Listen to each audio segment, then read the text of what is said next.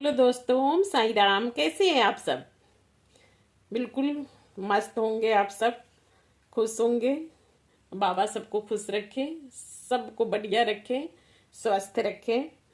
आज मैं एक है मेरे पास, मैं जो भी टॉपिक पे मैं बनाती हूँ ब्लॉग, वो रियल होता है, माने कोई फेक नहीं होता है। जो मुझे मेरे सामने बातें आती हैं तो मैं उसको ब्लॉग बना देती हूँ, ताकि सब तक बात पहुंच जाए। और कैसा लगा वो मुझे जवाब मिल जाए कि हो सकता है मैं ही गलत हूँ, मेरे ही सोच गलत हैं। तो इस तरीके से मैं चाहती हूँ कि आप सब हमें उसके बारे में बताएं। तो आज है कि मेरे पड़ोस में ही है एक आंटी हैं, ज़्यादा बुजुर्ग नहीं है, हम लोगों की एज के, ये ज़्यादा नहीं है फ़र्क। लेकिन उनके एक ही बेटा है और एक ही बहू है। अब उनके बेटा बहू ना बाहर रहती हैं, माने मैं दिल्ली में रहती हूँ, तो मेरे ही पड़ोस में है। उनके बेटा बॉम्बे या पूना में रहता है। उनके बेटा मुझे नहीं पता कहाँ रहता है, लेकिन उनके बेटा पुणे में या बॉम्बे में ऐसे कहीं रहता है। तो उनके माने शादी हुई तो बेटा जो बहू है वो भी पढ़ी लिखी है, समझदार है, और वो वहीं से करके लव मैरिज करके आए। तो यहीं रहता था, उसने एक्सेप्ट भी कर लिया। उनके हस्बैंड नहीं है, उसने एक्सेप्ट कर लिया कि ठीक है, बच्चे की खुशी है। अगर बच्चा खुश है कि ठीक है, उसने अपने मन से शादी कर लिया है, वो खुश है, तो ठीक है ना, है ना। तो मैं भी मानती हूँ कि ठीक है। लेकिन क्या सास की जिम्मेवारी बहू की नहीं होती, बेटा की नहीं होती? तो क्यों गलत है? ये सारी चीजें क्यों लोग करते हैं ना, क्यों नहीं समझते कि उनके हस्बैंड नहीं है, और क्यों नहीं साथ दे पाते? क्या हुआ कि बाहर बैठे थे, थोड़ा टाइम मिला था, तो यही बात सब आई सामने। तो मैंने सोचा ब्लॉग बना देती हूँ। आप सब तक भी, आप सबके आसपास में भी ऐसे लोग मिल जाते होंगे, मुझे लगता है ऐसा कि मिलते ही होंगे। जब हमारे आस पड़ोस में ऐसे लोग मिल जाते हैं, आपके भी आस पड़ोस में मिल जाते होंगे। तो वो कह रही थी आंटी कि उनके बेटा ने लव मैरिज कर लिया, और वहीं पूना में है या बॉम्बे में है, मुझे नहीं पता, लेकिन वो लोग ना वहीं शिफ्ट हो गए। तो आंटी को भी ले गए। आंटी के यहाँ है ना बहुत बड़ा घर है, बहुत बड़ा, बहुत बड़ा घर है आंटी के यहाँ, बहुत बड़ा घर है। लेकिन उनके बेटा उनको अपने साथ लेकर गया वहाँ। उनके बहू प्रेग्नेंट थी, तो सोचा होगा कि बड़े बुजुर्ग के होना तो बहुत ज़रूरी होता है। और आपको पता ही है, सास को तो बहुत ज़्यादा होता है कि बच्चे अगर आ जाए तो उनको भी बहुत खुशी हो रही थी। तो यहाँ लॉक करके और वो लोग चले गए, बेटा ले गया उनको।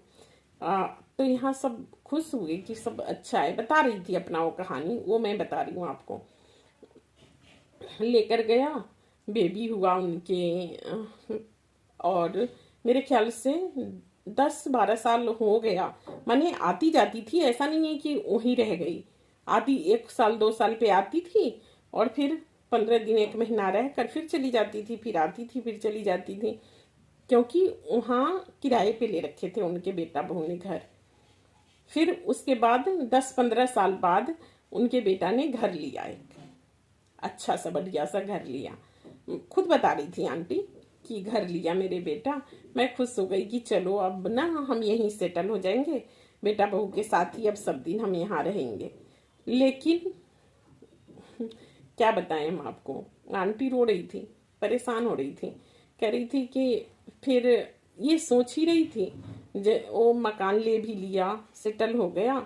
उसके बाद 2-4 दिन बाद मेरी बहू कहती है, मम्मी यहाँ तो 2 ही कमरा है, तो एक बेडरूम में तो मैं रहूंगी, और दूसरा बेडरूम है, वो है गेस्ट के लिए कि कोई आएगा जाएगा तो वो रहेंगे। तो आप गांव में शिफ्ट कर जाओ, दिल्ली में शिफ्ट कर जाओ, मीन्स गांव में कि दिल्ली में आप शिफ्ट कर जाओ। वहाँ तो अपना बड़ा सा मकान है, इतना बड़ा है हवेली सा, तो आप ना वहीं रह लो, जो भी होगा वो सब हम करेंगे यहाँ से। वो आंटी के पैर तले जमीन खिसक गया, जहाँ वो आंटी सोच रही थी कि अब हम यहीं सेटल हो जाएंगे।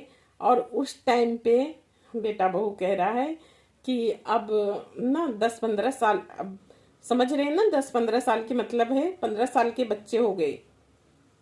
उनके भी एक ही बेटा, उन्होंने दूसरा बच्चा नहीं किया।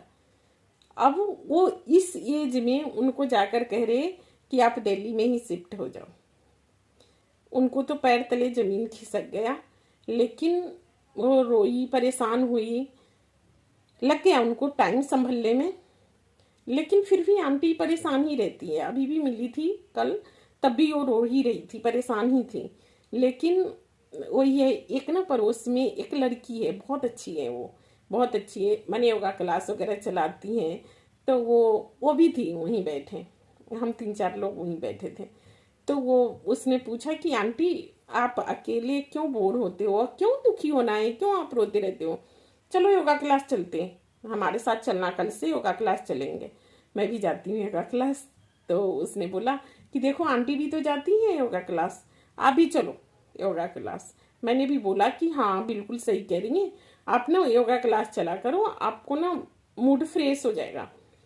तो उन्होंने कहा नहीं मैं नहीं जा रही, इस एज में मैं जाऊंगी योगा क्लास के लिए, मैं नहीं जा रही। फिर उस लड़की ने मैंने मिलकर समझाए उनको कि क्यों परेशान होने से, रोने से अच्छा है कि आप खुद को फिट रखो, अगर आप फिट हो तो सब ठीक है। तो फिर मैंने उनको बहुत समझाए, और वो भी थी लड़की, वो भी बहुत समझाई, नेहा नाम है उसके, वो भी बहुत समझाई। फिर आंटी को थोड़ा सा समझ आया, फिर वो अंदर चली गई, बोली कि ठीक है बेटा देखती हूँ।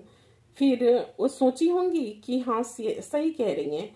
तो फिर उन्होंने कहा ठीक है। फिर कल होकर ना वो आंटी आई, और जब उन्होंने देखा ना योगा क्लास में सब एज के लोग, सभी हमारे एज के, 40 के, 50 के, 60 के भी, 72 साल के भी लेडीज उस योगा क्लास में है मेरे साथ। तो उन्होंने देखा कितने सारे लोग, 40-45 लोग हैं। तो सबको देख कर ना उनको खुशी मिली और वो बहुत खुश हुई। फिर योगा क्लास चल ही रहा था, उसी बीच में आई है कि एक ना फंक्शन करना था, एक फंक्शन था। तो सब ना ढूंढ रहे थे कि कोई एक जगह मिल जाए जहाँ फंक्शन कर लेंगे हम। तो नहीं मिल रहा था फंक्शन के, और वो आंटी पहली बार आई थी क्लास में, तो उनसे कहा नहीं जा सकता क्योंकि उनको बड़ा बड़ा घर है उनके, और वो अकेली रहती हैं, तो कोई कह नहीं सकता उनसे। तो सब ढूंढ ही रहे थे, एक जगह भी मिला, तो सब किराया उसके ज़्यादा था फंक्शन के लिए। तो फिर वो आंटी खुद से बोली कि ऐसा है, अगर आप लोगों को अच्छा लगे तो आप मेरे घर में कर सकते हो, वो प्रोग्राम कर लो मेरे घर में, तो मुझे भी थोड़ा मन लग जाएगा, आप लोग भी, जगह मिल जाएगा आपको। सारे लोग इतना खुश हुए, इतना खुश हुए, इतना खुश हुए। सबने कहा कि ठीक है चलो चलते हैं, वहीं प्रोग्राम करेंगे। आंटी ने कहा कि नहीं, सारे कुछ मेरे तरफ से ही होगा, आप लोगों को कुछ नहीं करना है, आप लोग सिर्फ आ जाना, और खाना जो भी है हम बाहर से ऑर्डर करेंगे। तो सब माने सोच सकते हो ना कितना खुश हुए, सब खुश होते। और वो आंटी के तो चेहरे के चमक देखते ना आप, लगता कि हाँ भाई जीने की एक ना उम्मीद सा नहीं बन जाता है। तो हमें ना आस पड़ोस को भी हेल्प करनी चाहिए, जो लोग नहीं घर से निकल पाते उनकी को हेल्प करनी चाहिए। तो उनके यहाँ फंक्शन हुआ, आंटी के यहाँ फंक्शन हुआ।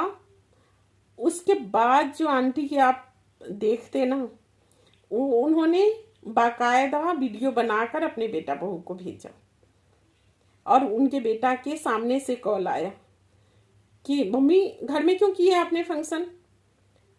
आंटी में हौसला आ चुका था। आंटी ने कहा मेरे घर, मेरे फंक्शन, मेरे दोस्त, मैं जैसे मर्जी होगा वैसे मैं करूंगी, तू रोकने वाला होता कौन है, जब तू मुझे नहीं रख सकता तो रोक भी नहीं सकता।